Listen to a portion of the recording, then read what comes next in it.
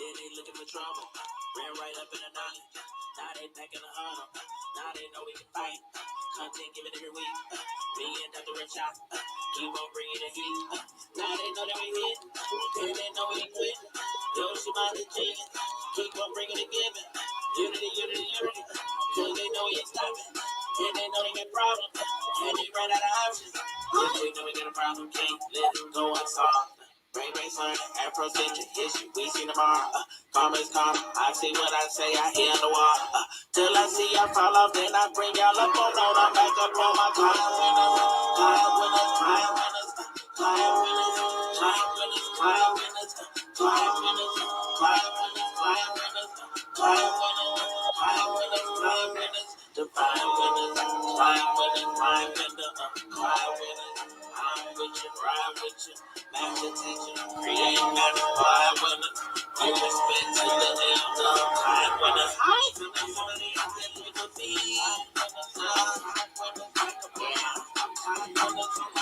Somebody out there looking for me.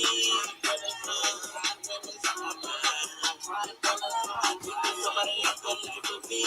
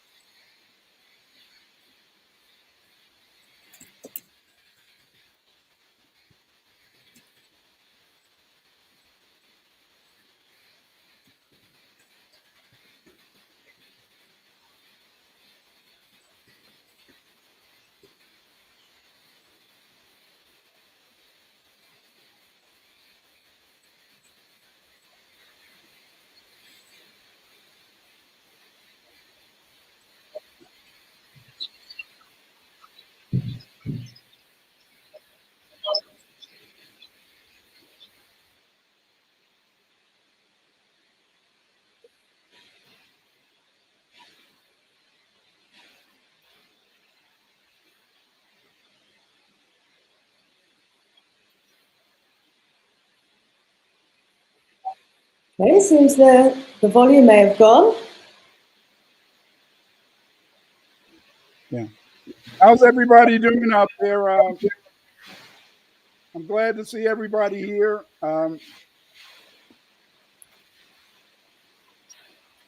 Again, how you doing, JP? Mark by Smith, Facebook user, Roz Max, and Nita Williams. How you guys doing? What up, dude?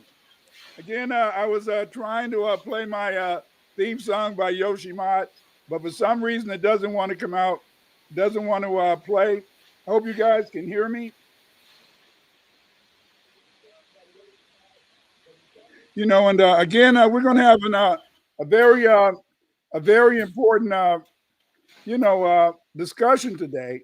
And this discussion will mainly concern the fact that many of us really need to know more about Black British history. And as you can see in the cross panel, this is Sister Shanice. She has her own platform, and she's a very important blogger from the UK. And what Sister Shanice does is that she always, in a sense, presents every week to people. She's always trying to tell the family about various things.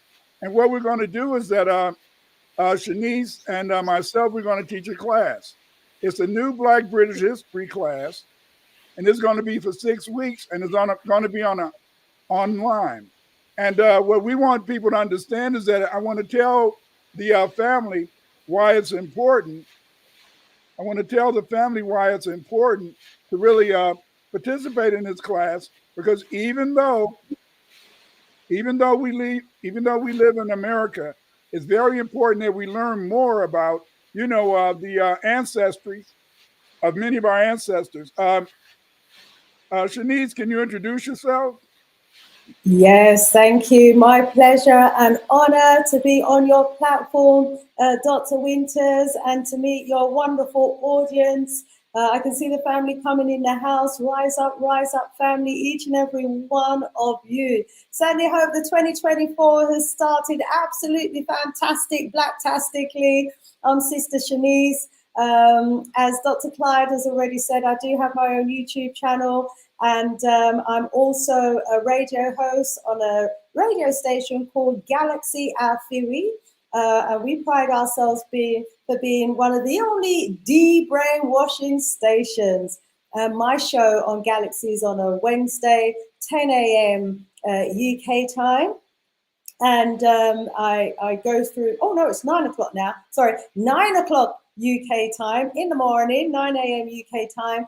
And then on alternate Saturdays. And on those shows on a Wednesday, we have Mandinka classes, then we do a Black psychology class, and then we have an African history class. And I usually have some great guests who come and showcase all their wonderful research and talent and skills on the platform. And they come to just share from the heart with our community. So I'm really privileged to be able to be in a position where I can just host some wonderful guests. And Dr. Clyde has been on my platform a few times, and I've done his courses, and I'm honored to be sailing under his wings right now. Thank you. Well, thank you, Shanice. But Shanice, Shanice is known as my oracle. And the reason that Shanice is my oracle is that um, Shanice over the years, she says things, because when I first met Shanice, she was telling me about her work on architecture, on the East African empires. And this was some very, very great research. And so when I met her, I said, daggone, I got to really talk to this woman. I got to listen to her, because nobody, nobody yet has really discussed the East African empires. And see, this is why I found Shanice's work so good. How you doing, Karen Vincent, Darlene X, Demetrius Shepard? What up, though? But again, in a sense, is that what I found in a sense is she's my oracle. If I talk to her, she can just say a couple of words, or she say something, and it'll just be innocent. But she'll send me on a quest. And this is what she did to me. What she did to me is she said, Clyde, Dr. Winters. Everybody called me Dr. Clyde. Dr. Clyde, okay. She said, wow, people need to know more about the relationship, because see, we have a very strong relationship between Caribbean people and United States people. And this relationship results from the fact that many of us have a Black Irish heritage. Yes, yes. The European has always tried to avoid us really understanding this heritage. And the reason they didn't want us to understand this heritage is because of the fact that, remember, the indigenous people always have a right to their land. And Shanice has made it clear. This is one thing that Shanice has made clear, and she's always taught me, and I'm going to tell you what she says. Shanice says that if you own a house, if somebody steals that house, it's still your house. And so what me and Shanice want to do is that we want to teach this class, and we want to bring to the family here the fact, in a sense, is that there is a very strong relationship. So what I'm going to do is that I'm going to do this presentation. Then I'm going to come back. Me and Shanice will come back. Sister Shanice will come back, and we're going to talk about the class. But first, let's do this presentation. So let's get started.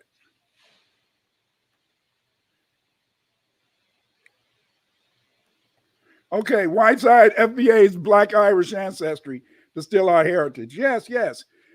As you can see in this picture on the left side, you can see all these white men, and you can see they've got the people painted black. I didn't do this.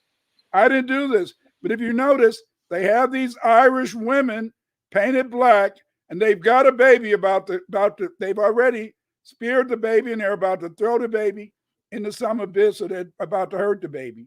But this is just to show you is that they've always had, in a sense, this whole idea that we have to destroy the black. And as you can see, this woodcut was did in 1650. Yes, 1650. This woodcut of these guys throwing these, oppressing these black women and killing their children, and you see all the babies around. I mean, is it any surprise? Is it any surprise what's going on in the Gaza Strip? Where we have Europeans who are killing all of these women and children for nothing.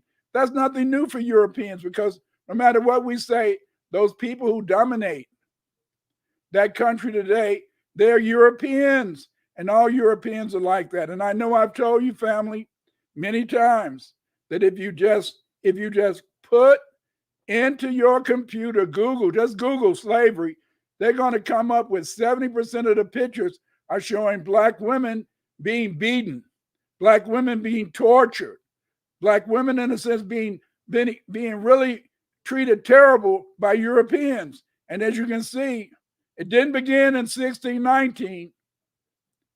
It began over in 1625, 1620, what have you, when they were first killing those black Irish. Oh, yes, Iody Way. The agenda, we're going to have an introduction. I'm going to talk about the primary goals. Then I'm going to talk about Oliver Crumwell, Irish chattel slavery, and then summary. Remember, in a sense, is that you've been taught a lie. They always talk about the Irish, but when they talk about the Irish, they don't talk about the original Irish, the Irish that built the castles, the Irish that owned the land, because those were black Irish. When they tell you about the Irish, they talk about the Irish that came over here after the potato famine. You see, they talk about white Irish that came over here as chattel, that not came over here as chattel slaves, but the white Irish, they came over here as indentured servants. That meant that they worked for 7 years. But the black Irish, in the sense, they came over here as chattel slaves. Chattel means property. And they were sent here to be slaves for perpetuity, family. And then the summary. FBA have been taught a fake history. They have been taught that the ancestors of foundational black Americans were only slaves. This was a lie. The ancestors of Afro-Americans were also black Europeans and black Native Americans. Aboriginal and black Irish. The present black race native to North America has had numerous identities: Negroes, colored, minorities, and Afro-Americans over the years of living in America. The Aboriginals were labeled as copper-colored and described by various colonists and settlers in the USA as black. Our primary goal is to know our history. Yes, yes. Our primary goal as foundational black Americans and foundational black Britons. Yes, yes, yes. There are foundational black Britons. This is a term coined by Professor Marie Charles when she brought the fact is that even though, in a sense, many of the people who live in Britain today have come from the Caribbean, their ancestors and themselves are Baradinaks, the original people who own the British Isles. This arrangement resulted in the fact that the chattel slaves in the USA began as Aboriginal people, defeated in war by the settlers, or black Irish and Scotsmen defeated in war after 1625 and 1649 in Scotland, Ireland by Oliver Crumwell. As a result, the slave master could not count on Aboriginal and Baradinak slaves to punish their kinsmen. Here's a quote from John Donahue. He did in a recent papers online. I have the address here. I quote, Irish field hands called themselves slaves because they were the term-bound chattel property of the planters who purchased them. See what I'm talking about? They were chattel. That means that they were personal property. They were itemized as the goods and chattels of their masters on contracts. and in the state inventories. Often beside Negroes, Negroes was the term they used for African people. Livestock, hardware, and other household goods, like Negro slaves, they could be sold again and again without their consent. Yes, yes, yes. You have to understand that there was a difference. There was a difference between, in a sense, how people understand race back in the day. You see, everything was nationality. Okay, even though you were black and you were from Ireland, you weren't considered black. You were considered Irish. If you came from Africa, they called you Negro. They didn't mix the two until much later. But as you can see from this quote in John Donohue's article, you know, the Black Irish, they were known as chattel property, just like other black slaves in the United States. Foundational Black Americans need to know their authentic history and not a fake history. The fake history FBA has been taught to them is to believe they have always been servants and dependent on whites for civilization. This is false. The black man or Negro created civilization, and it has only been since the Atlantic slave trade that the black man has been dependent on Europeans for their survival. They have lied about black history to make FBAs believe their history totally lies in a faraway land, instead of knowing their roots were firmly laid in the United States due to the freedom their black Native American and black European ancestors enjoyed until whites used racism, murder, and genocide to take away the heritage of Afro-Americans. Very important, very, very, very, very important. Do you think when the Spanish and Portuguese came over here, they came over here without the knowledge that it was people already over here? And they knew it was people already over here because they knew the Moors were here. And the Moors were what? Don't shout it out. But the Moors were Europeans because the Moors were ruling in Europe. And these Moors had been ruling England, France, Germany, Scandinavia, Norway. They had been ruling those lands since 711 AD. And these Moors came to Europe, not from North Africa. They came to Europe from Senegal. The black European ancestors of FBA came to the United States from all over Europe. Most black Europeans came from Ireland. These black Catholic Irishmen originally lived in castles and owned grand estates before they were made chattel slaves by Oliver Crumwell. Yes, yes, yes, yes. They talk about all of the pyramids that Africans made, but hey, the black Irish, they built castles. You know, London, the city of London, it wasn't built by whites. It wasn't built by whites, Caucasians. It was built by black people, black architects. We're taught a fake history of enslavement in the USA. We've been taught a fake history of slavery in the United States. This fake history claims that all FBA came from Africa as slaves. This is a big lie. This lie was taught to us to try and inculcate in us genetic cowardice. What is genetic cowardice? Genetic cowardice is the inculcation of fear of white people while seeing other black people as the enemy as a result of white supremacy. In African colonies in the Caribbean, whites were a minority. As a result, they served as lords of the land. They allowed their slaves to inflict punishment over their fellow slaves. This ingrained in many colonized Africans and Caribbean people the idea the white man was a demigod, all powerful, while the black people who punished the slaves or served in the militias in Africa were the real enemies. Yes, yes, yes. They taught our people in the Caribbean. They taught our people in Africa that the black man was the enemy. In Africa, that's because the militia was formed up of what? Black people, the overseers, the drivers, and the people who committed so many crimes to other people in the Caribbean were black people. So black people in the Caribbean, black people in Africa, they learned in a sense that their enemy was not the Caucasian. They learned that their enemy, or they felt that their enemy was, and they were taught that their enemy was other black people. In the United States, there was a different organization of the slave plantation. You had master, the white overseer, and Negro driver. Thusly, The driver might administer punishment upon their fellow slaves, but it was clear to the rest of the slaves he was forced to administer the punishment. Yes.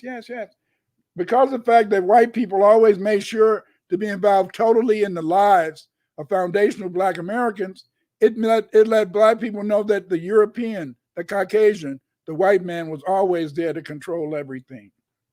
The European ancestors of the FBAs were descendants of the Black Celts and Moors that had lived in the British Isles for thousands of years. I repeat, thousands of years. Other Black European ancestors of Afro-Americans were Germans, Dutch, and Portuguese. When the British began to colonize the United States, there were still many Black Englishmen, like Oliver Crumwell. Yes. I know if you Google Oliver Crumwell, they're going to show you a picture of a white man, but this is how Oliver Crumwell really looked. Yes. He was Black. Look at his hair. Look at his nose. Look at his eyes. A Black Englishman, Oliver Crumwell was the governor of Ireland. Oliver Crumwell was the son of a nobleman. He enjoyed a strict Puritan education at the college of the University of Cambridge, and then studied law in London. Think about that. See, whenever you try to bring up the fact that you had a European ancestor, they think you're trying to show off. No, nobody's trying to brag. Nobody's trying to be white.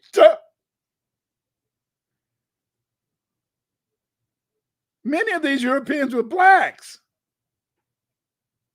But see, just because they weren't called Negro, we feel they couldn't have been Blacks, but they were, just like Oliver Cromwell. In 1640, Cromwell was a member of Parliament and became the leader of the Puritan opposition to King Charles.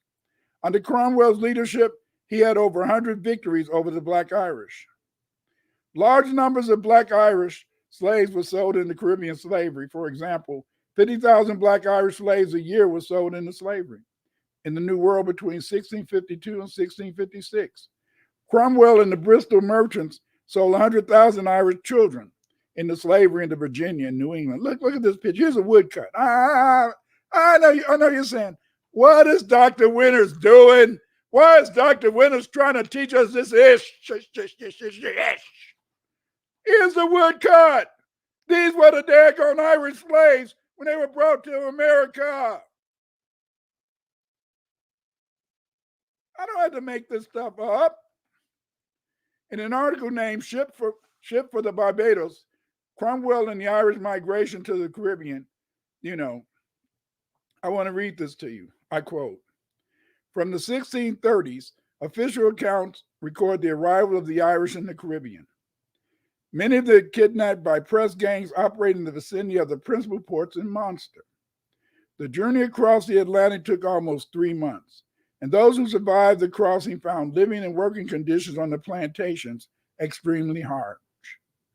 After 7 years of service, a handful did acquire small landholdings, but none that we know of ever returned to Ireland. You see, they always try to add this shit. They always try to make you think, see, this was written in the 2000s. I always want to make you act like they were chattel slaves. They weren't chattel slaves. I mean, they always want to act like they were indentured servants, but they were not indentured servants. They were chattel slaves. I'll continue. The outbreak of the rebellion in 1641 temporarily disrupted the Atlantic trade, but transportation resumed after Cromwell's invasion in August 1649. The first shipment occurred towards the end of that year, when after storming of the Drogheda, Oliver Cromwell, let's look at this red print, Oliver Cromwell ordered the few surviving members of the garrison to be sent to Barbados. Over the coming years, thousands of military prisoners were sold in, listen, perpetuity to plantation owners to work in the fields, effectively as slaves. See how they contradict themselves. When Oliver Cromwell sent these Black Irish to the Caribbean, to the 13 colonies, they were sending them to be for perpetuity, to be as slaves. That's why they could sell them. That's why none of them came back to Europe. None of them came back to Ireland, because they were exiled. Despite the departure of so many soldiers to the continent, at the end of the war, small Tory bands continued to pose a serious, if localized, military threat throughout the 1650s. Local parliamentary commanders usually executed captured Tories or else arranged for them to be shipped to the Caribbean, along with those civilians accused of assisting them. See, they did not send these Black Irish over to the 13 colonies and the Caribbean. They didn't send them there as free men. They didn't send them there as indentured servants. They were sent there to be slaves for perpetuity. Look it up. You see, I'm copying off the Black Authority. But anyway, look it up, perpetuity. But anyway, so as you can see, our ancestors, the Black Irish that came over here, who were the first slaves on many of the farms and plantations in the 13 colonies, they were captured in war. Yes, they were captured in war. That's why, that's why Neely Fuller has taught us that we are prisoners of war. Yes, you are prisoners of war. What did he say? If you do not understand white supremacy, what it is and how it works, everything else that you understand will only confuse you. Neely Fuller Jr. The purpose of studying Black history is not to find out how great you were.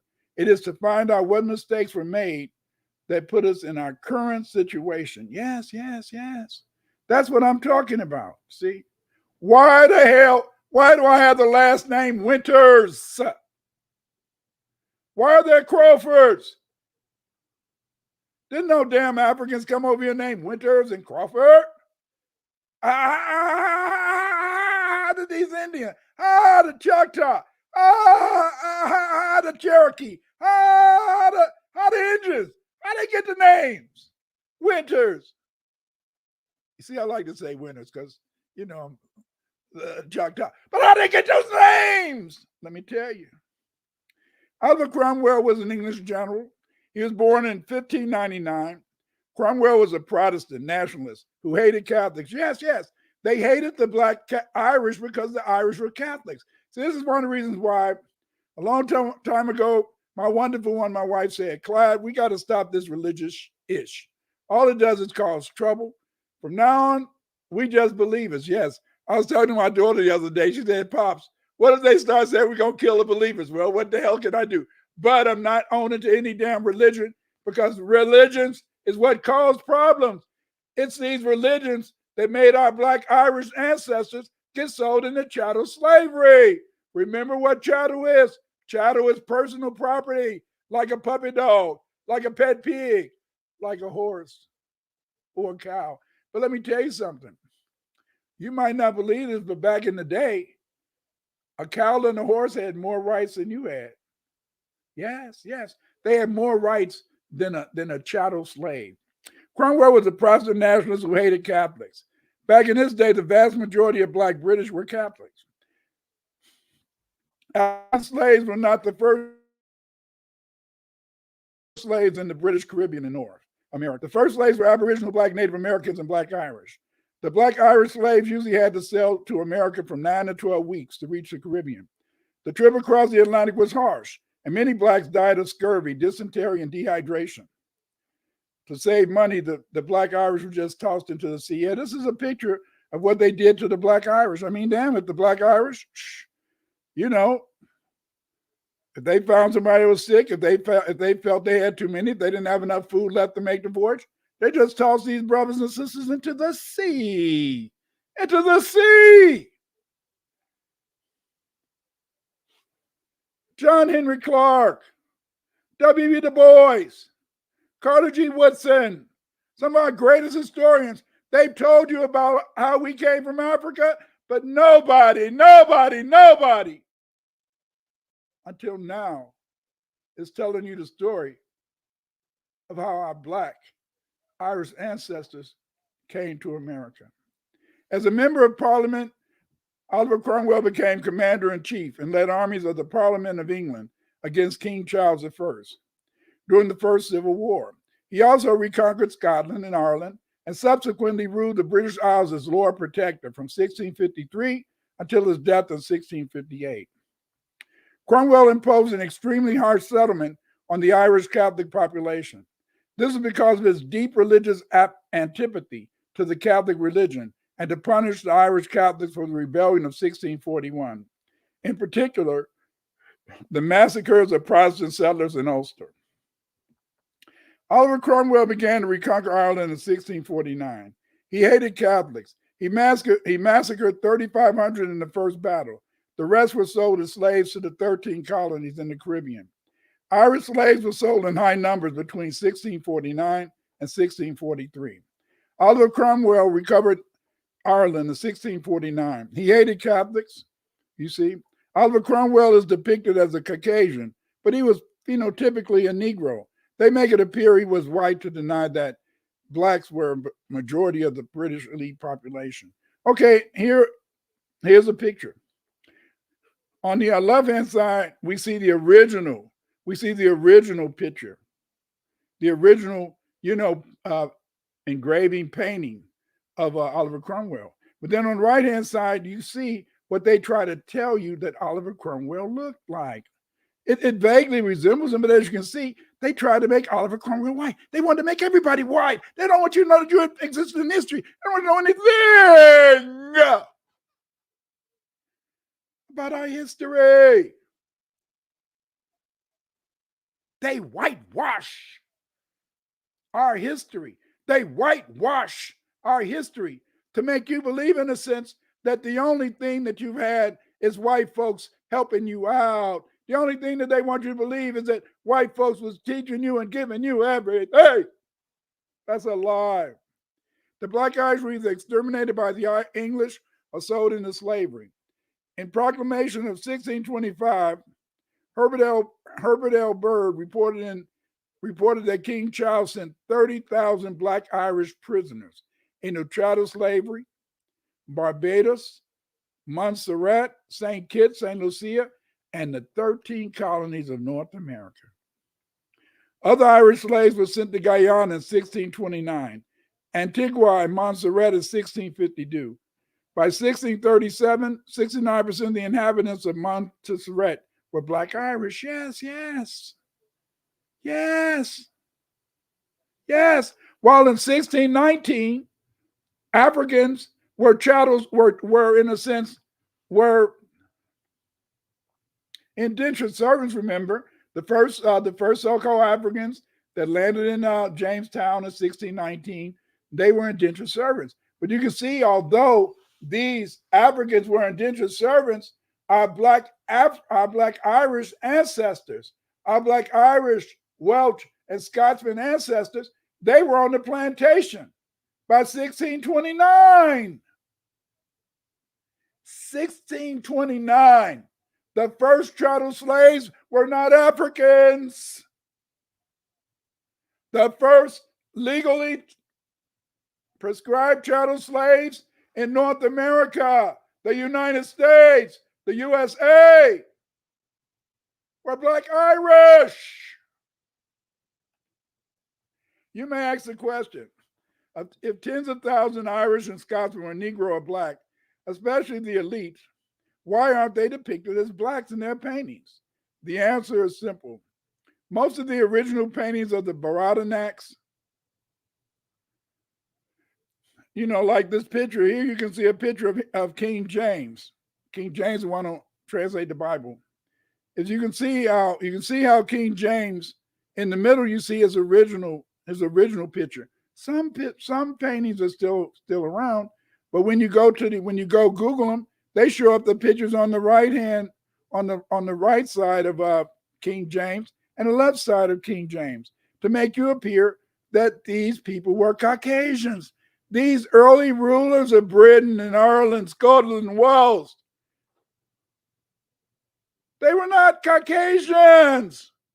They were Blacks like you, Blacks like me, Blacks like us. Paintings of the Baradanacs, or Blacks of Britain, were purposely destroyed by Thomas Cromwell. Yes. We don't know if Thomas Cromwell was related to Oliver Cromwell, but what we do know is that Thomas Cromwell, he hated the Catholics and Blacks generally. Selwood, in the article he wrote in 2015, he wrote that you'll find the exact, if you want to really look and find out the exact newspaper article where this article came from about Thomas Cromwell, You can find it by joining my Patreon, and it'll be on one of the slides. Okay. And I quote, against a backdrop of Henry VII's marital strife, the pathologically ambitious Cromwell single-handedly masterminded the break with Rome in order to hand Henry the church with its all-important divorce. Flush with the success of engineering Henry I's divorce, Cromwell moved on to confiscating the church money. Yes. He added that. With lazy strokes of his pen, he condemned royalty, nobles, peasants, nuns, and monks to horrific summary execution. See, that's how they did it.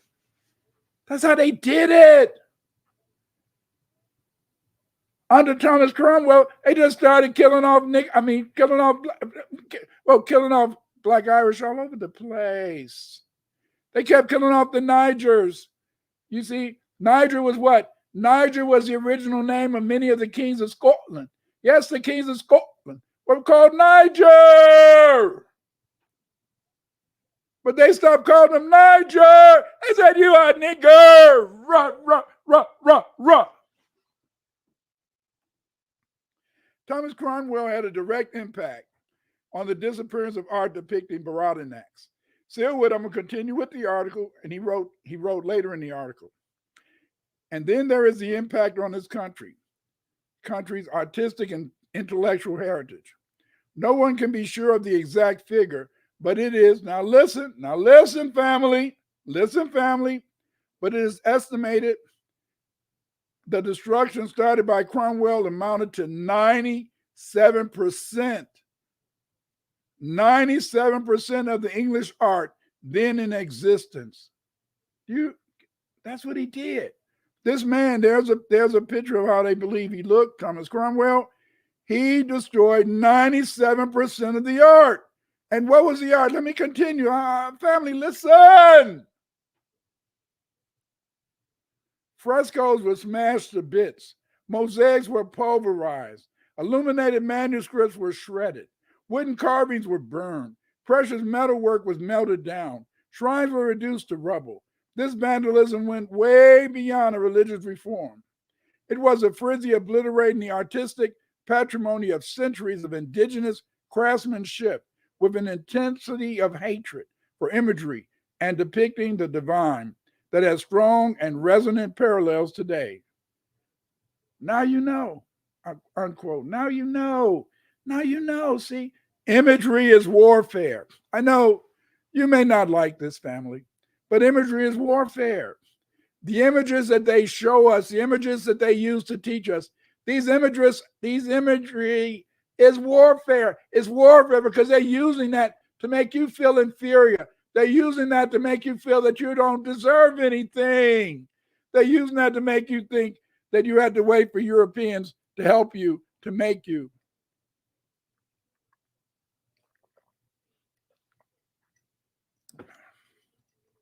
It's because of this man, Thomas Cromwell, that we have very few artifacts depicting Baradanax. But we know it was Irish slaves. Somebody's going to say, Dr. Winters, there you go. You're trying to trick us. Why do you want to make us a Pan-Africanist? Why do you want to start to say that I was European? I'm black.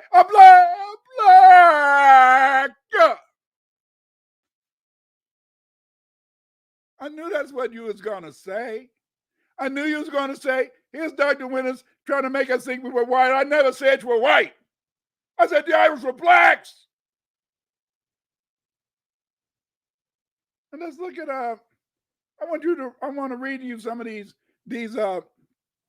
notices about runaway slaves. Okay, runaway from the subscriber living in Lancaster, a native Irish servant woman named Katie Norton, who came from the county of Wicklow in Ireland last fall. She is about 25 or 26 years of age, of a dark complexion, has black hair, talks in the Irish dialect, rocks in her walk. See, she was pimping. And is pretty sharp in talking. She is a cunning hussy, and no doubt will pass a while for an honest woman, as she has good clothes with her and can behave herself. Whoever takes up said woman and brings her to the subscriber in Lancaster shall have £3 reward. and reasonable charges paid by me, Robert Fulton. That was in 1773. And and as you can see, many of the Black Irish were still dark complexion, like you, dark complexion like me, dark complexion like us, family. Here's another one. This is from the Virginia Gazette, Williamsburg, on the 10th of August, and August 10th to August 1739. Let me read this. Runaway, the 8th of July last, from the subscribers living in Westmoreland County. 4 serving men, viz. John McHugh, Francis Mann, Daniel Fitzpatrick, and John Freelove. John McHugh is an Irishman of a middle stature, swarthy. Swarthy was another word for black. Complexion. His hair is just cut off and is a blacksmith by trade. He has one of his arms, a bleeding heart, pricked with gunpowder, and a name at the length with several other letters. He had on, when he went away, a bluish-gray coat and breeches, a Dundas shirt, and an old hat. He also took with him a pair of long trousers and an Osbrig shirt. Francis Mann is an Englishman of a middle stature, swarthy complexion, short brown hair, and yellowish rotten teeth. Speaks quick and full mouth. He goes a little lame and says one of his legs has been broke. He is a blacksmith by trade. He had on, when he went away, a Max cloth vest, a coarse pair of long trousers. Do I need to say more? Do I need to say more? I don't have to make this ish up. The boys, John Henry Clark. God, she listen. Why? Yeah. Didn't you tell us our history? You look at this thing, you look at these pictures, you don't know which one is African, which one is Black Irish. Shush. Oh, which one was a Black Indian? The British and Spanish began Black Indian slavery in the American Caribbean slave trade. The Spanish claimed Virginia and North Carolina from 1513 to 1670. These lands were not vacant. There were thousands of Aboriginal blacks living on these lands. Over the years, these Aboriginal blacks were joined by Black Irish chattel slaves and later sub-Saharan Africans. It was in 1513 Juan Ponce de Leon landed along the east coast of North America. He named the territory Florida and claimed the area for Spain. From here, the Spanish traveled all the way to the American Southwest. You can see a little map of, the Sea del Norte, the Northern Sea, Hispaniola. Around 1526, the Spanish established a permanent colony in the Carolinas. The most successful Spanish colony was established at San Augustine in 1565. San Augustine is named St. Augustine, Florida today. The Spanish raided villages in North Carolina and Virginia, and so those dirty. Calm down, Clyde. Calm down, Clyde. The Spanish raided villages in North Carolina and Virginia and sold Black Indians as slaves. Some as sex slaves in Europe. Yes. They were stealing Black Indian women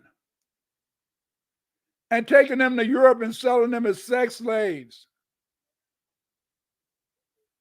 This human trafficking that they're doing today, when they're stealing these women and kids and sending them all over, it didn't just start today.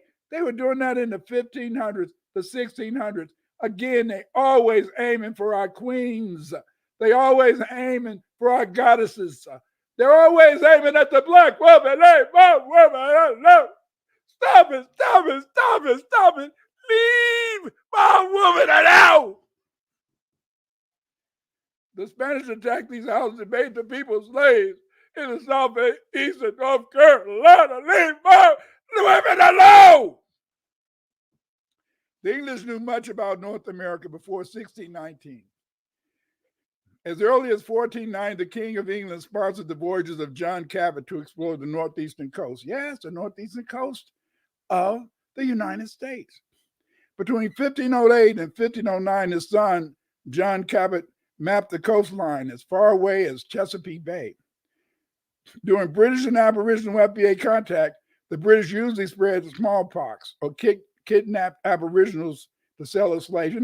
Here's a tradition among, Black Aboriginals. Whenever you meet somebody, bring them a gift. So the English, they're very slick. Whenever they would meet some new Black Indians, they would bring them some blankets. But sadly, most of these blankets usually had smallpox. They were infected with smallpox. See, African people in Africa, they already knew how to fight smallpox, but Black Aboriginals didn't know anything about smallpox, and it killed many of them off. The first English colony was established in 1584 at Roanoke, modern Alberdale Sound, North Carolina. The Aboriginals experienced with the Spanish taught some Black Aboriginals to know the evil of the Europeans.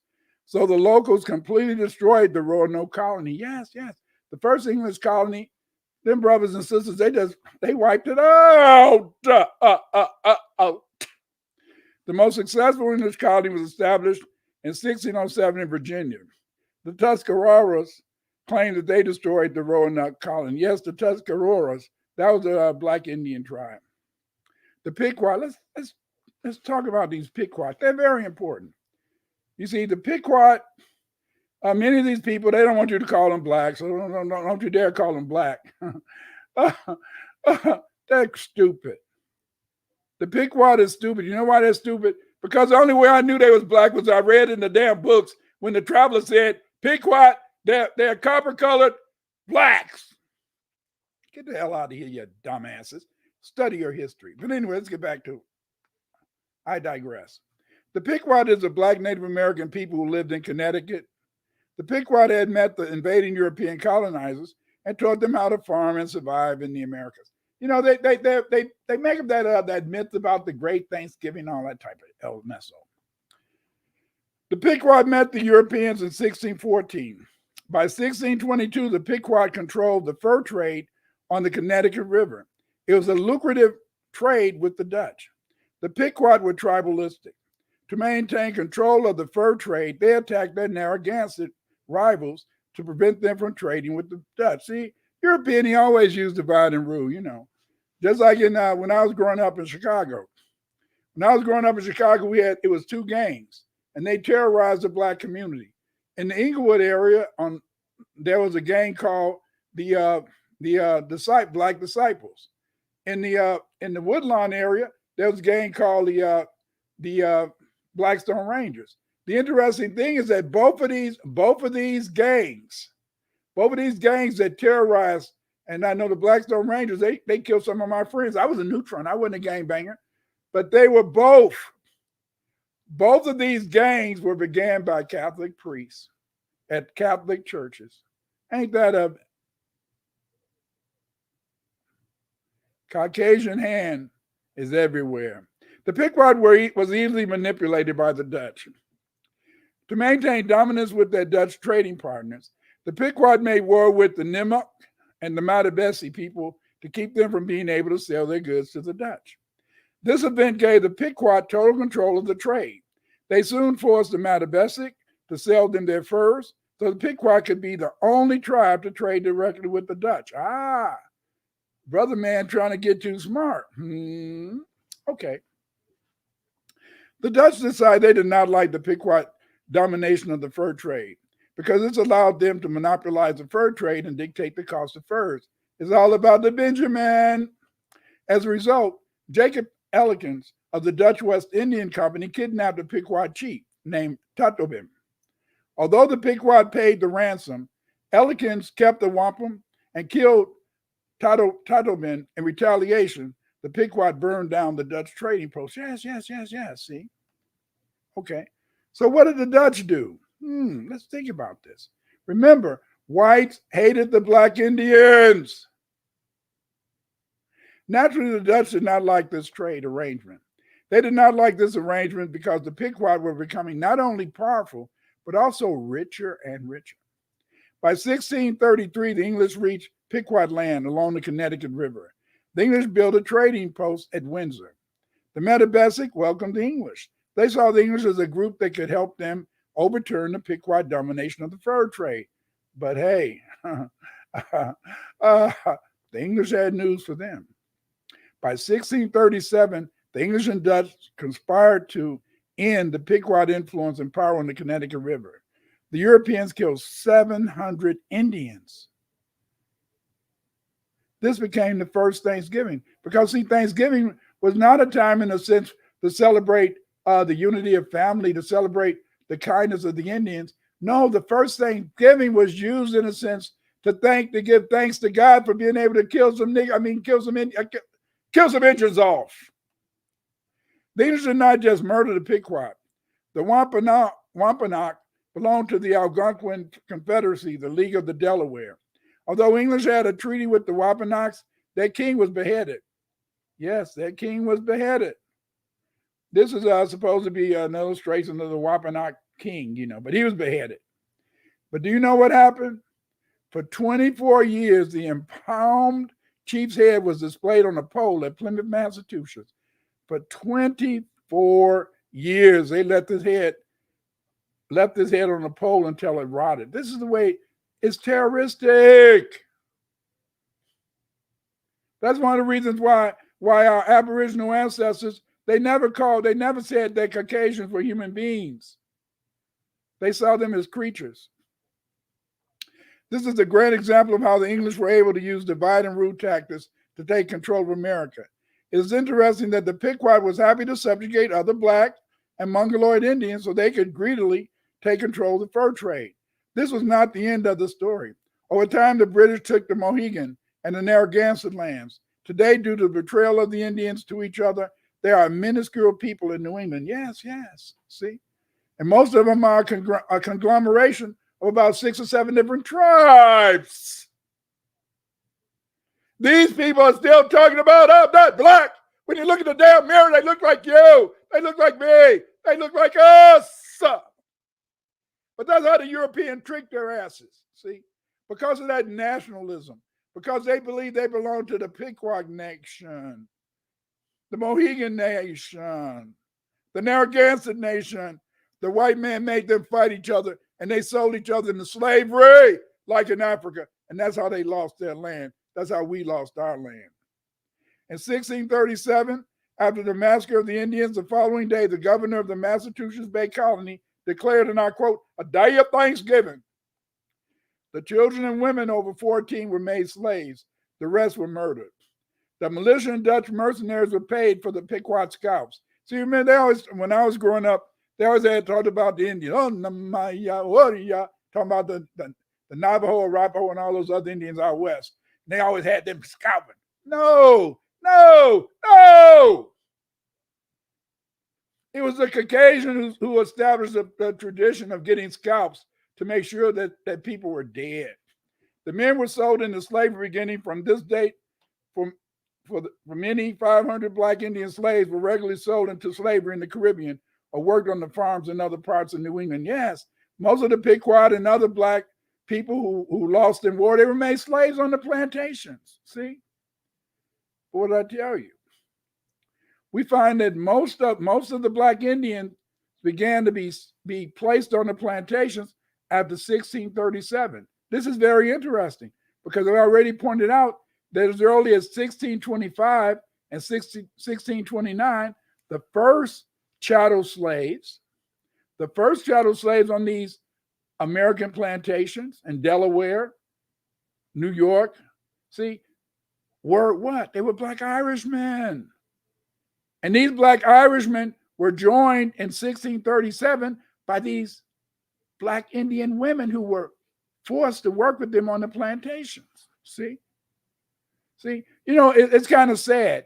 Many people today, they don't know that slavery existed all over the United States. It just wasn't in Mississippi, Alabama, Arkansas. Those places didn't open up until after 1800. Let's review. We are not just Africans. Oh, the mighty way. Let's review. The first chattel slaves, beginning around 1625, were Black Irish.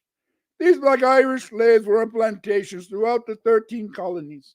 The Black Irish mated with the Aboriginals, or Black Indians, beginning around 1625. As a result, between 1625 and 1670, the chattel slaves were Black Irish and Black Indians. As members of these populations were getting married, foundational Black Americans adopted English and Irish surnames.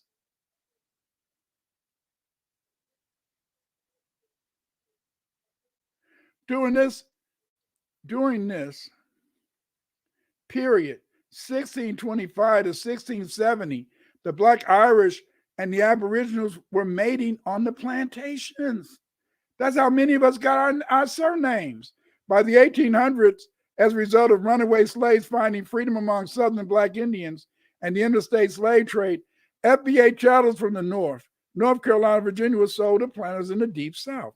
And Irish names spread among the Aboriginals. It was in this way we got our Irish surnames. Yes, that's how you got your Irish surname. The people say, oh, Dr. Winters, stop that bush. Indians have names like Red Cloud, Running Bear. When I was growing up,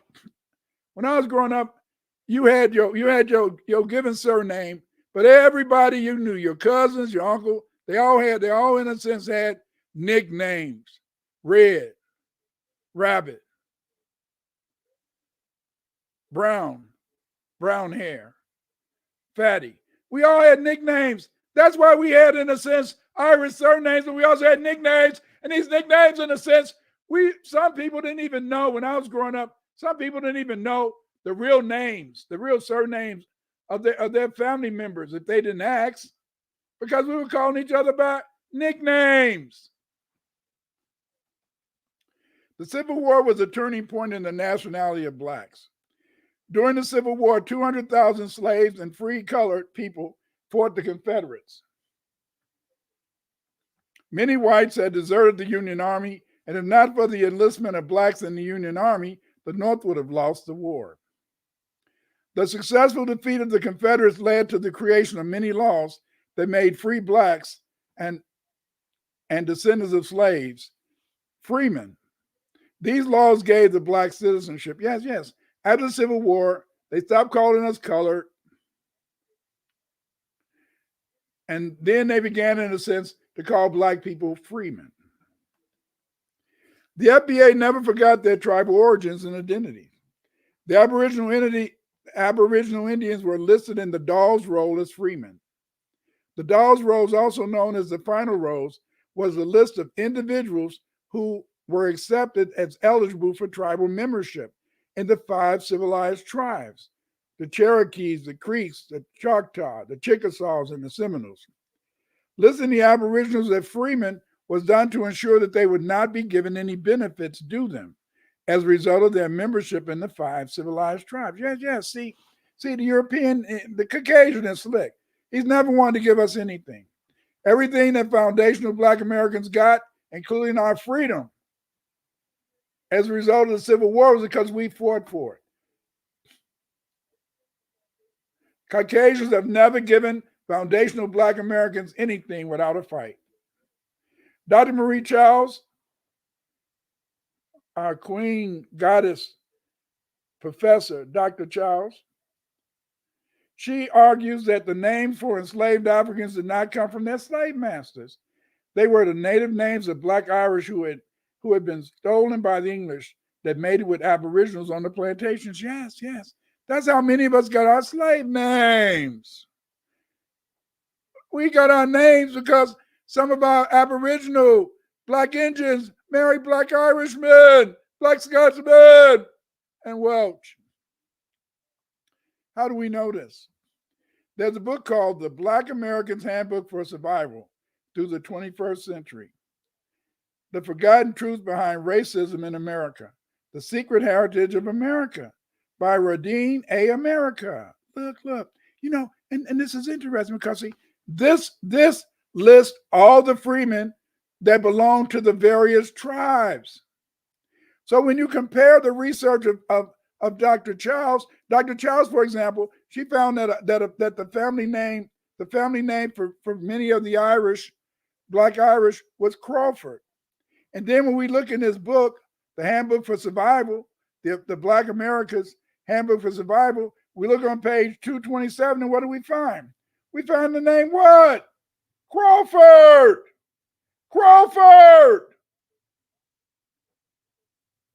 He was a Cherokee. He belonged to the 5 civilized tribes. And then we look in this book. We find, in a sense, in the America's Handbook for Survival, we find also mention of another surname. In Mac Ritchie, in Ancient and Modern Britons, he writes about the Winters. Winters of Northumberland is described by country people who remember him as a tall, powerful man of dark complexion.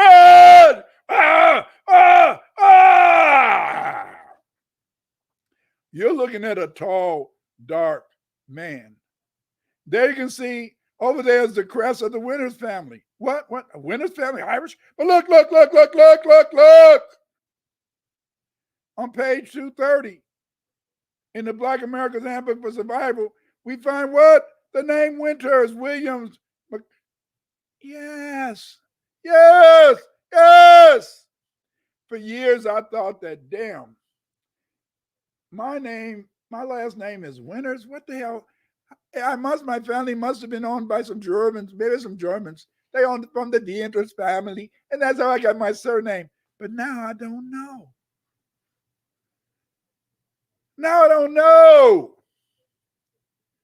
We were always known. I mean, on the Winters side, they're known for being mulattoes and all that type. Real light skin. Come on now.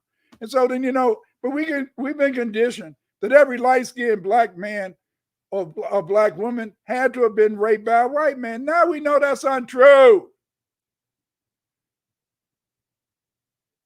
Many of these light skinned people, they were just a black damn Irish. It was light skinned, Rowdy. They're not white.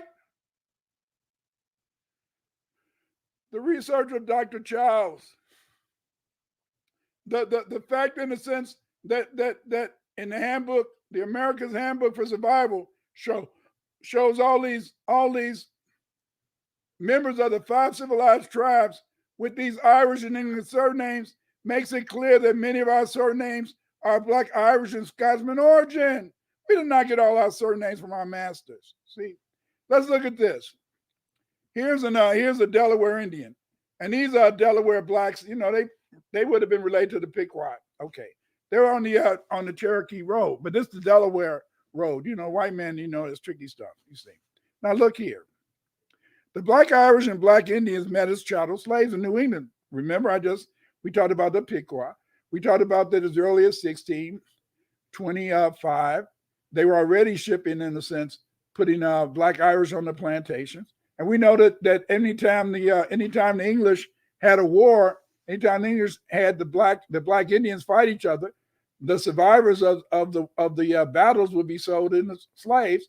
So we had Black Irishmen and Black Aboriginal men and women on the plantations. They were mating with each other. This led to many Aboriginals having Irish surnames.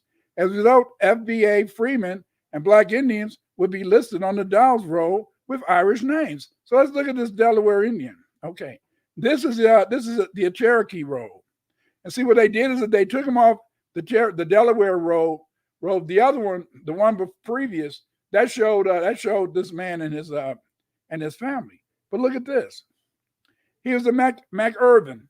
That was the father, and his wife was a Suake. See, do you see it? I mean, was a Johnson. And so what we find Suake Johnson. What we find in a sense is, do you see these names? See, they've been teaching you a lie. They've been teaching you, I was on the plantation, and on the old plantation day, they got my old daddy, my granddaddy, and made that nigga take his name. Oh, nigga on the plantation, taking the white man's name. But that's a big ass lie. Many of us got our surnames because just as they had Aboriginal chattel slaves, they also had Irish chattel slaves. Later, there were African chattel slaves. So we was all mixed on the plantation. And that's why we have people named Winters, Crawford, McCoy, McLean, McIrvin, McHugh. See? In summary, There was an estimated 200,000 black Irish sold into slavery between 1651 and 1660. The black Irish were replaced by whites from England who were given land to settle in Ireland. Many blacks who lived in the United States today have a direct European heritage. Yes! This class of FBA would mainly be descendants of Catholic black Irish and Scotsmen sent to the 13 colonies between 1659 and 1660. Here's a timeline. 1625, King Charles sold 30,000 Irish prisoners as slaves to the New World. His proclamation of 1625 required Irish political prisoners be sent overseas and sold to English settlers in the West Indies. 1641, we find the Irish massacre of the Protestants in Ulster. And this is what led to them deciding that, hey, they were going to kill all the Catholics off. Because this was one of the causes of it. Between 1650 and 1660, hundreds of thousands of Irish slaves worked as chattel slaves in the British colonies. Between 1630, now this is very important, between 1630 and 1660, Aboriginal black females and black Irish males, they mixed on the plantation. So a lot of this began between 1630 and 1660. That many of the chattel slaves were acquiring these Irish and British names. And then as more and more people got on the plantations, in a sense, then more and more people, as they made it, they began, in a sense, to have these names that people say, how do these Indians get the names? That's how the Indians got the names. And then some of the chattel slaves would run away. And when they ran away and joined groups like the Tuscareros and other people, then they would mate there, and then there would be more, a further spread of English and Irish names among the Aboriginal blacks, you see. By 1902, what do we see? By 1902, we see that Aboriginal Indians were listed on the Dawes Roll as freemen with English and Irish surnames, see. This is one of the things that we have to take into account, that you could be, as a result, you could have Indian ancestry and at the same time have Irish ancestry because of the fact that they were mating on the plantations. See? Millions of acres of black Irish land was stolen by the British. This means that FBA freemen, given their Irish ancestors, is owed money for the land taken away from their ancestors. As a result, whites don't want foundational black Americans to know about their Irish ancestry. They don't want you to know about your Irish ancestry because you see, they are due payments. Yeah, we're due payments from that. And that's why we want to do this new class. Yes, that's why we want to do this new class. It's called The New Black British History. It's a 6-week online course. It costs 199 pounds. If you book early, you have a discount code of TDDCE7J, and this discount code will take off $50. So the sooner you join the class, the better. Here we see a picture. This is a picture of King John. Yes, King John's son. You see, this is a very rare picture. You see, if you're really interested in this class, you can join it by going to sistershanice.gumroad.com. You see, check this out. Check this out, because you got to understand what's going on. Again, as I was saying, is that we want you to join this class. Shanice, will you tell the family? Shanice is not new to this game. Shanice has done a whole lot of work over there in England. Can you tell them some of the community programs that you established? Okay, well, first of all, Dr. Winters, what a journey you have taken us on in that presentation. You have just unearthed, hundreds of years of African, Black British history that has been buried. And this is what, we're going to be talking about in a lot more detail on our course. And the journey is going to cover, many, many more years of hidden British history. So one of my most recent programs was the course that I did with Dr. Clyde Winters. And that was phenomenal. It really was. And what that actually did for me is that it gave me a very structured approach to doing research. And so as a result of that structured, holistic approach to doing the research, I'm able now, as you will be able to, when you do our course, you know, you'll be able to find the sources for this sort of history that Dr. Clyde is talking about and that I will be talking about on the program. You'll be using a number of different disciplines to actually evidence the information that you're providing, because this history is very complex and it goes against the narrative, doesn't it? It goes totally against everything that we've been taught. So, you know, I was born in Britain, yeah, of Jamaican parents. And my grandparents lived in a house with us. Now, we weren't taught in school, college, or university, and they weren't taught in school, college, or university either about their links to Britain, to England, Ireland, Scotland, and Wales. They just weren't taught about it. Why? Because that history has just been covered up. And Dr. Clyde was just unraveling and exposing some of that history for us in that presentation. And what it also should have showed all of us is that link between those of us in the Caribbean and those of us in America. Because when they cleared the British Isles of the Africans, some of us went to Barbados, some to Jamaica, some to the Americas, you know, and they kept logs as well, shipping logs of the names of, you know, and the descriptions of the people who they were sending to the different islands. So some of you might even be able to find your surnames on there, on those shipping logs, and then you will know, you know, where you came from. And there was a mix in Jamaica, for example. There was a mixture of those who had come from Britain and those who had come from the continent, because you know, I came across a newspaper article in The Guardian that had the names of some so-called enslaved Africans in Jamaica, and the names had African sounding names like Kwesi and European sounding names like the names that we've got today. And so there's a lot of information out there to confirm all of what Dr. Clyde has been saying and what other researchers who are digging beneath the surface have been saying, once you know where to look for it and how to substantiate their claims. So my most recent project is all revolved around the research that I have been personally doing as part of my books that I've recently written, as part of the paper that I submitted to academia.edu.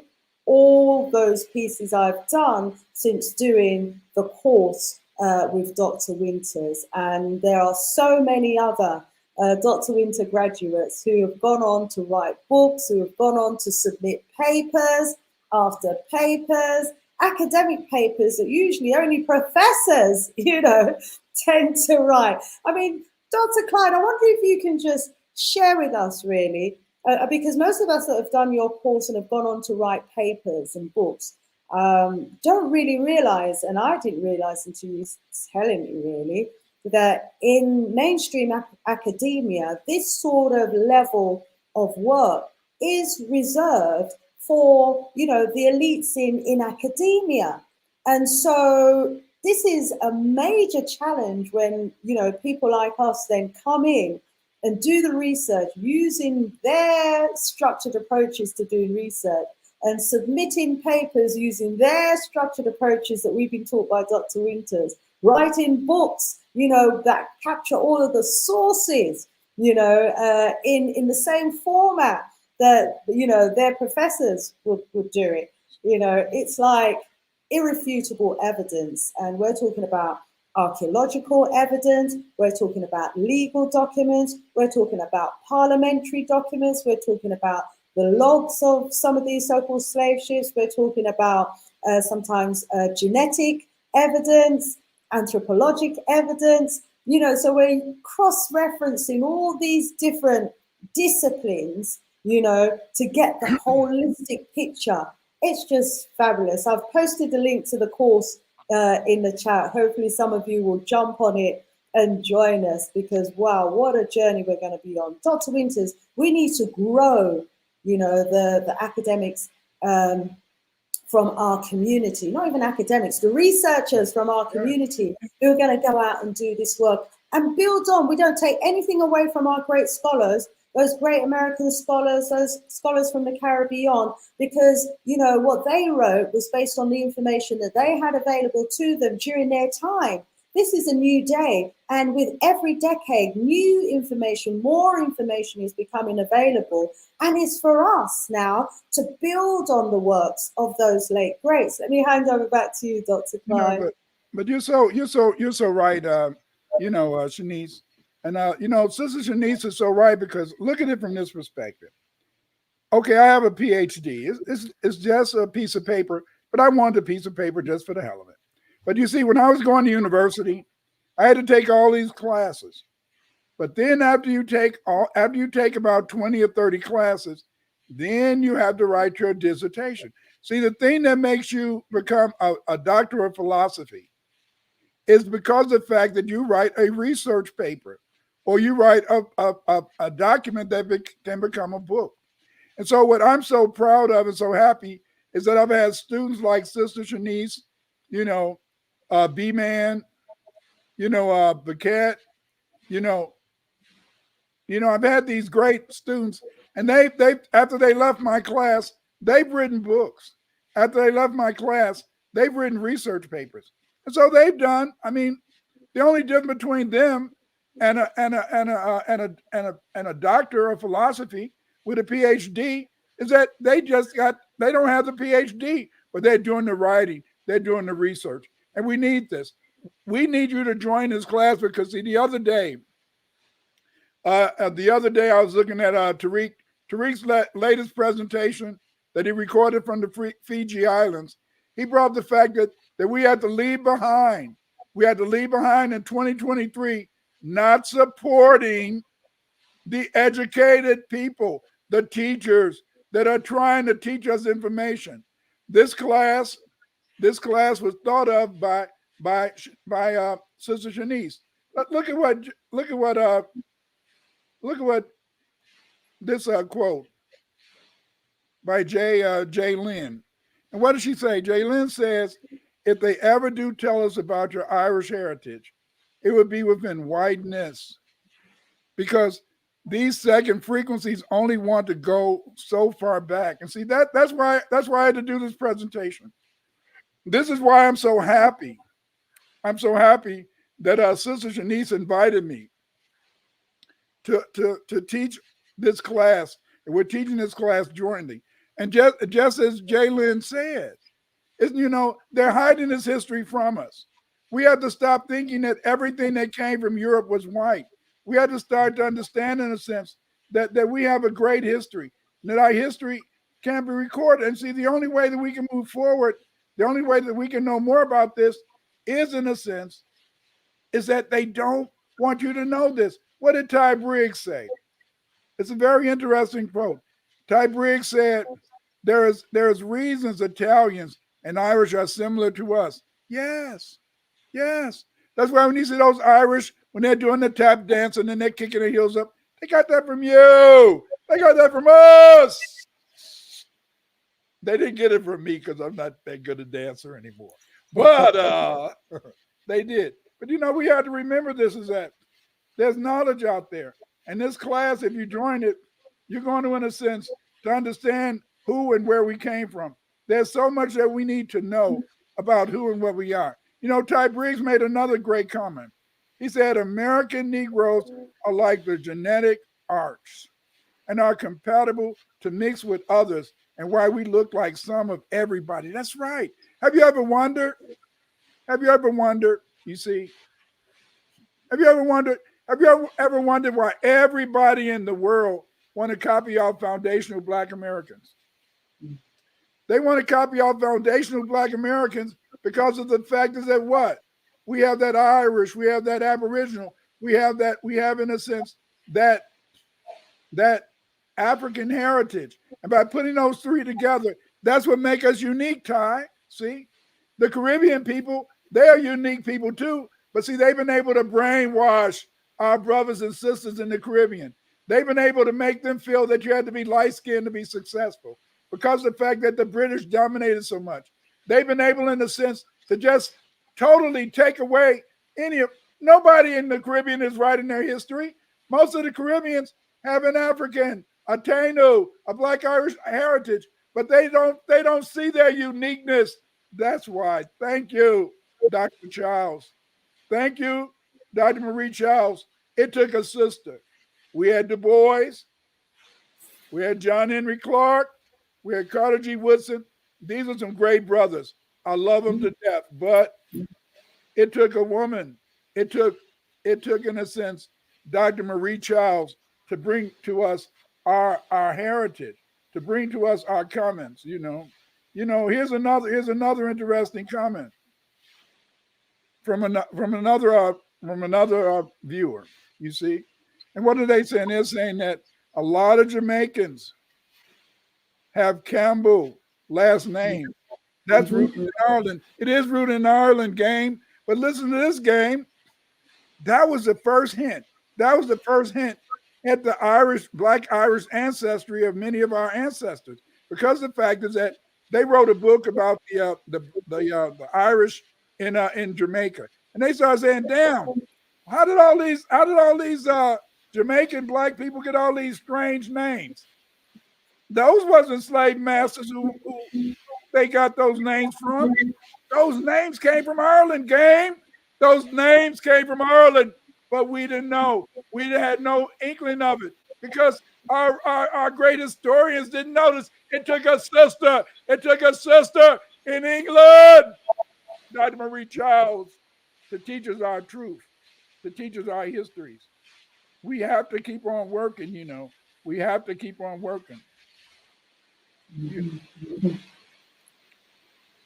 Yes, indeed. And, the other interesting fact is that, and I wonder if people from Jamaica might be able to add to this list as well, that there are place names in Jamaica named after Ireland and after island towns. So what were our early ancestors trying to do? They were trying to let us know that we had a connection to Ireland. And so in a book that's written by Crystal DeCosta, who's an anthropologist in New York, she was writing in her book about the fact that in Jamaica, there can actually be found place names such as Irish Town, Dublin Castle, and that's in St. Andrew. And then you've got Clonmel and Kildare in St. Mary. And you've got Belfast and Middleton in St. Thomas. And, so in addition to all these Irish surnames, of which there are many, and, there are books that list many of these Irish surnames, and there are ship logs as well that list many of the names of the people who were put on those ships and shipped off to Jamaica. So they obviously left England with their names because their names is recorded on those ship logs, and a description of those individuals is also next to their name. So we know the complexion, we know the height, we know what their profession was, what the profession was of many of those people who were then shipped off to Ireland. So they went to Ireland, as Dr. Marie was saying, with their names. But there's this whole story, it's a fabricated story that suggests that we were all given our surnames by these so-called slave masters. Why would they want to give us that story? Why would they want to make us think, that our names were not our names? Because if we don't know our names and who we are, then we're not going to be able to connect ourselves back to our land, to our heritage, and who we really were at the time prior to being transported. And so, they had to sever that connection. They had to sever that connection that existed between us as a people and our land, because they understand the importance of ownership of land. And the indigenous people are the indigenous people, because they were transported elsewhere off their land, just like the people of New Zealand were transported off their land, just like the people of some of these islands were transported off of their land, just like Australia was taken over and the people genocided out or whitewashed out, just like so many other places, across the world where the indigenous people are no more. It doesn't mean, well, in our case, it's so different because the indigenous people, the descendants of the indigenous people still exist. Right. It's just that the descendants of the indigenous people have lost their memory of who they were.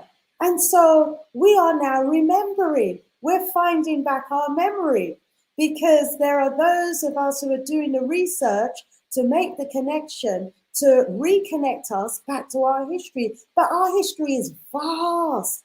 And it's a huge job. And we need so many more people to be on this journey with us.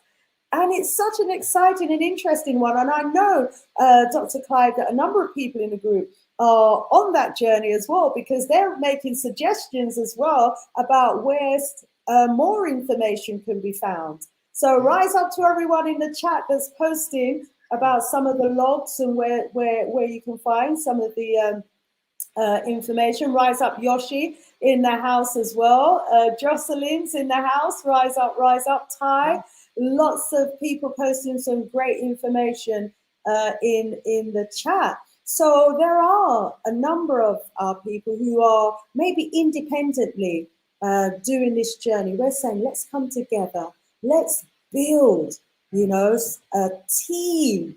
Can you imagine, a force, a team who are looking and reviewing archaeological information, artifacts, in the way that Dr. Marie Charles is examining and scrutinizing artifacts and is getting downloaded messages from the ancestors to interpret the meaning of those artifacts at the day, and then from those artifacts to get an understanding of who the owners of these artifacts were, their culture, what the people looks like, what they use some of these artifacts for. It's a really interesting journey. Right. And Dee from New York City, she says FBA all the way, cut the check. But this is very important. This is very important. This quote from the thunder sound. What does he say? This is what I don't know, but it says old world orientation treated the Caribbean as the Southern Isles, the British Isles, the Northern Ireland. The Caribbean was like the deep south of European islands. It was like the deep south because they knew that the inhabitants, even though they called them slaves, and they tried to pretend they killed everybody off, they knew that you were the indigenous people of Britain. You were the indigenous people, and they hated that, but they couldn't hide the fact. So you're definitely correct. The thunder sound, you are definitely correct. Mm-hmm. Rise up, the Facebook user who's asking for the names of our books for the study course. So the book that I'm suggesting that I've written for the study course is King Offa. You can get that at Amazon, and the full title of the book is A Black King of Anglo-Saxon England, King Offa. And then we're also recommending Dr. Clyde's books, and this is one of his 40 plus books, but he's written a book where he specifically homes in on Blacks in Europe. Do you want to say something about that book, Dr. Clyde, for the study? That book is, in that book, what I do, I talk about the Varadanax. I had to update the book. I published a book a couple of years ago, but I updated the book this year after learning about the research of Marie Charles, because this research that she's given us it shows so much about the Varadanax. So there's a couple of chapters in there that breaks down the history. And see, the reason that we're using Dr. Shanice's book and my book, the History of Europe from Prehistory to Contemporary Times, the reason we're using those two books is they give you an overview. They give you an overview of the history. You know, Ty Briggs says that black Brits can play us so well because those are people. Got that right, you see? Mhm. And that's what history does. It reconnects us and pulls us back together again. I was sharing recently on one of my shows with my audience that some time ago I'd actually donated blood for people who had a rare disease, and they needed, usually they can only get blood from a nearest relative. But, you know, if they were lucky, they might find a match, even from someone overseas. And it turned out I was a match for someone in America. And I couldn't understand how I could be a match and have such a close relation with someone in America. And that's because now I know the history, I realized that, you know, families were split up. Those of us from Ireland and the British Isles, some from Scotland, some from England, because they cleared Britain in the way that they cleared many of these other countries of us as Africans. They cleared Britain and the British Isles of us. And as I said, some they sent to America and some they sent to Jamaica and other Caribbean islands, because these were the new plantations at the time. And so, you know, we are connected by blood, some of us as well. So, yeah, there's a bigger connection there than most of us might realize. And, you know, like you can find, I don't know about Q. I'm not familiar with that Eyes Wide Shut. But I do know that in the English archives, because you remember, English people were very diligent in terms of collecting taxes.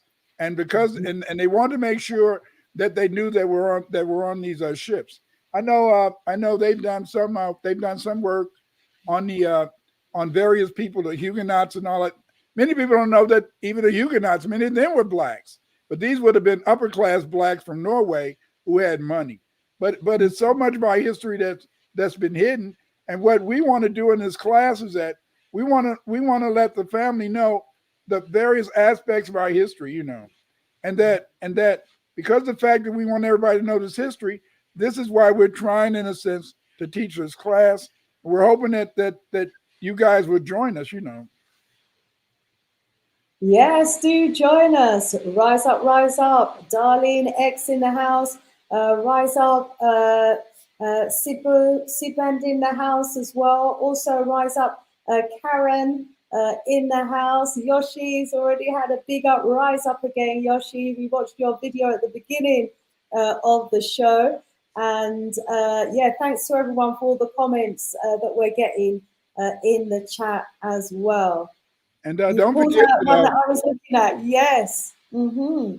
And here's the thing from Skiball's game, and he's talking about the fact that yes, those 1,700 muster rolls. It is so much evidence.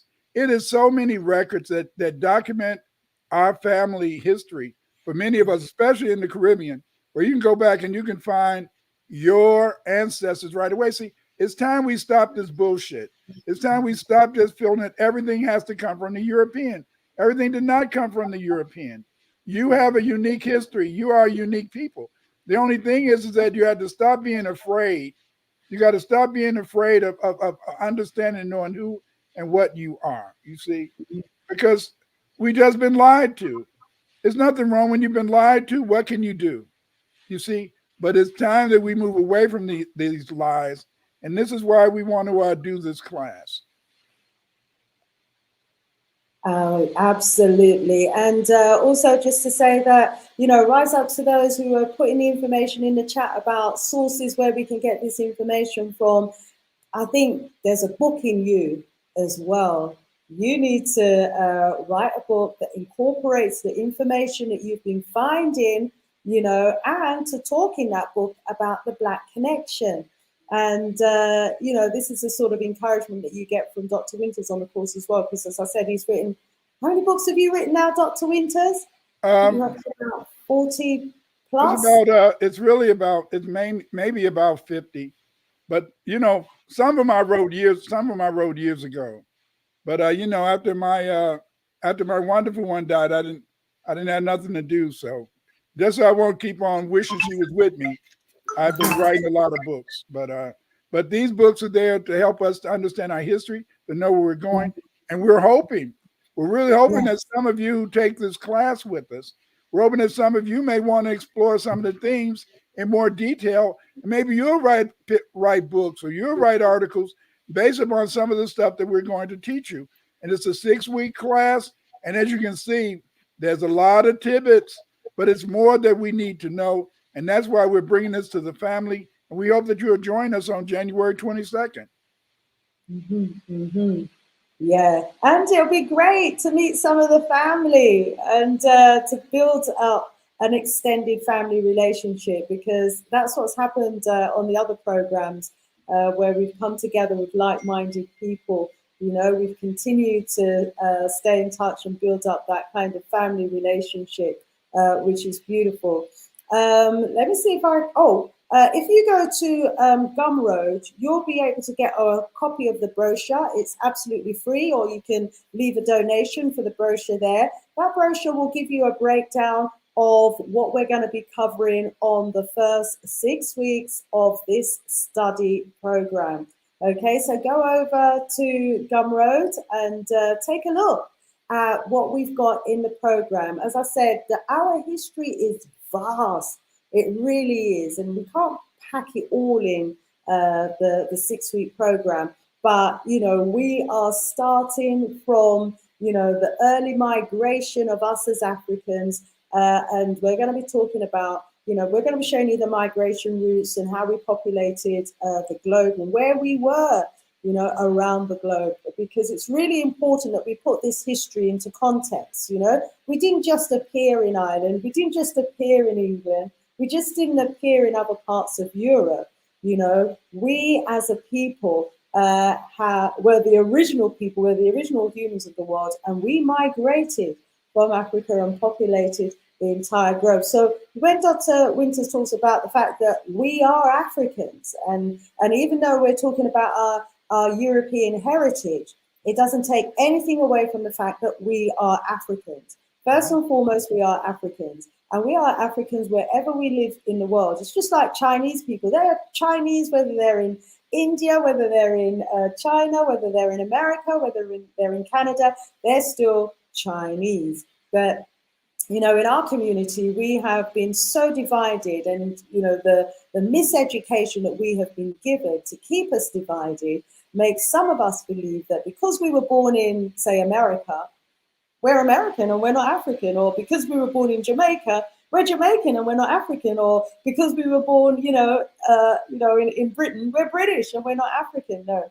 the fact is that we are Africans wherever we are in the world. We also have a heritage that could be more recent than our heritage on our ancestral heritage on the continent of Africa. Some of us, you've got that one there, and our ancestors may have spent quite some considerable time in Spain and have ended up in some of these Spanish colonies when they cleared Spain and Portugal of the Africans who were there. Eyes Wide Shut. Eyes Wide Shut brought up an important issue. The Black Irish were the Moors of Spain. But see, this is what we're going to show you in the class. Is that the Black Irish were not just the Moors who came from Senegal. Black people had been in Britain for over 22,000 years. Some claim as early as 200,000 years ago. Yep. Black people were in Britain. So what we want to do in this class is that we want to break down the history so that you can see that the history is rich, that the history is fertile. So you'll know the various trends. How did all these Black people get here? And when you take this class, you're going to learn some important information, some facts that can help you, not only in the sense to gain valuable information that can help you research your own past, but it also shows how we are united as African people. Yes, we're united as African people. Our heritage, my heritage can be Black Irish, Choctaw on my mother's side, Africans, other mixed up in the mix, you see. But even though we can have all these different heritages, we are mainly of African origin. The first Black people that came to the Americas 100,000 years ago, they came from Africa.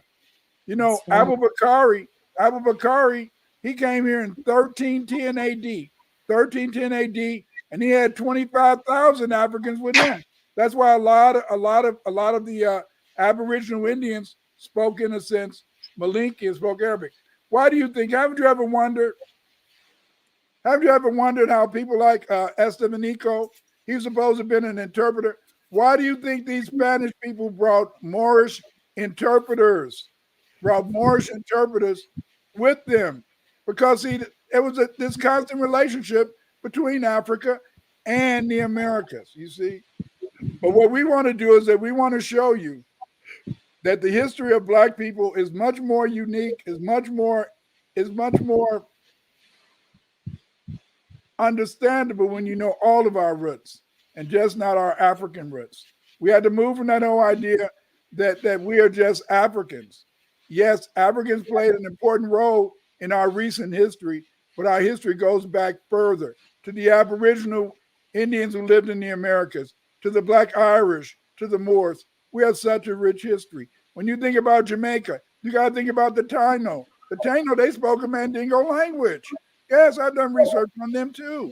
You have the Taino, and many people talked about the Taino were gone, and yet I saw a recent video when some of the Taino who are among the rest of the Black Jamaicans, they're still there. See, we have to recapture our history. We had to recapture our heritage. Was anything else you wanted to say, Shanice, before we end this? All right, yeah, just to add that, as you're talking about the Tainos, as Africans, throughout our history, you will find that we have been called or known by hundreds of names. And so sometimes you could be reading about us as Africans and don't even realize that you're reading about your ancestry, your history. It's just like today, on the continent of Africa, you've got some who are known as Ghanaians, some as Nigerians. We've got Africans in the Caribbean who are known as Barbadians, or Jamaicans, Africans in Britain who are known as British in America. Just like you've got Africans everywhere around the world known by so many different names. And then if you go into the continent of Africa, not only are they known by all their different the names of their different countries, but there are many different nations as well. So you mentioned like the Mandinkas, there'll be the Fulanis, the Igbos, the Yorubas, so many different names that we as a people have been known by. And so it's really important to get to know the names of all of our historical names as well, so that when you read about us, that you're reading about your ancestors. But I'm excited about the course that's coming up, Dr. Winters, and I certainly hope that those watching us are going to be as excited and will be joining us on the course. It's going to be great. It's going to be great. And I want to, St. Jerome asked the question. He said, what I don't understand is why didn't our grandparents tell us this? They were only one generation removed from the migration. Instead, we have to figure this out now. Could have been so much easier. Let me explain to you, Jerome. As I told you, many of these connections began around 25. But see, in America, in the United States, we had what's called the interstate slave trade. And during the interstate slave trade, the chattel slaves that lived in New England and lived in Virginia, North Carolina, they were sold to work on plantations in Mississippi, Alabama, Arkansas. You see, for example, Dr. Randy Short, he's been doing a lot of research on his family, and I noticed even from my family, I noticed that my great grandfather, he was brought from North Carolina to Mississippi. So there was this trade among interstate slave trade that led to the spread. And see, that's why when Sister Shanice was talking about the fact that she found that she was related to people in the United States. That's because of the fact that we got so many brothers, cousins, uncles. They just all got mixed up back in the day. See? Yeah. But the thing is this, is that I hope you guys will join us for the class, and we'll be looking forward to meeting all of you. So sign up for the class, and I'll see you next time on my live. I'm doing a live this Thursday. And when I do a live this Thursday's live is going to be about the origin of Black music. You better check it out. It's going to be at 3.